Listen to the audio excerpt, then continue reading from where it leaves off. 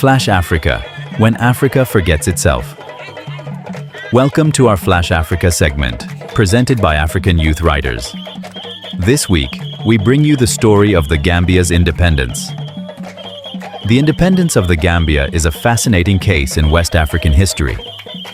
Unlike many countries that went through armed struggles, the Gambia traced its path to sovereignty through a progressive political transition, though not without doubts about its own viability. Political awakening, 1950s. After World War II, the wind of decolonization blew across the British Empire. In the Gambia, political life organized around two poles. The urban center, Banjul, dominated by the educated elite such as Pierre Sarr Njie, 1909 to 1993, founder of the United Party, UP.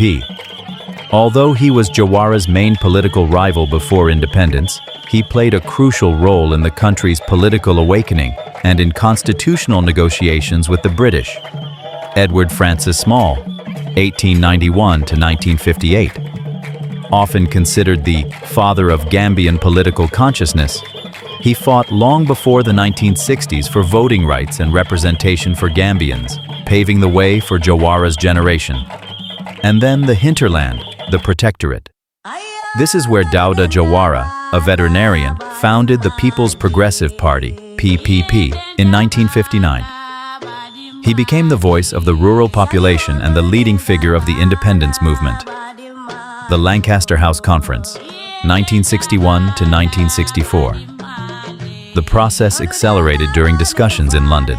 Internal self-government, 1963. The Gambia obtained the right to govern its internal affairs with Jawara as Prime Minister. At the time, many observers doubted that a country so narrow and landlocked within Senegal could survive economically on its own. Discussions about a merger with Senegal, Senegambia, took place but failed over power-sharing terms. On February 18, 1965, the British Union Jack was lowered to make way for the red, blue, and green flag of the Gambia. A unique status.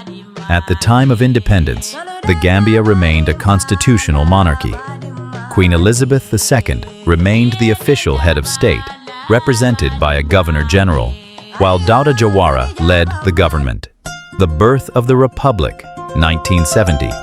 The final step toward full sovereignty occurred 5 years later. The 1970 referendum. After an initial failure in 1965, a second referendum was organized. Gambians voted overwhelmingly for the country to become a republic. Sir Dawda Jawara then became the first president of the Republic of the Gambia, marking the definitive end of any subordinate link to the British Crown. Follow us on Facebook and YouTube so you don't miss the next episode. This is African Youth Writers.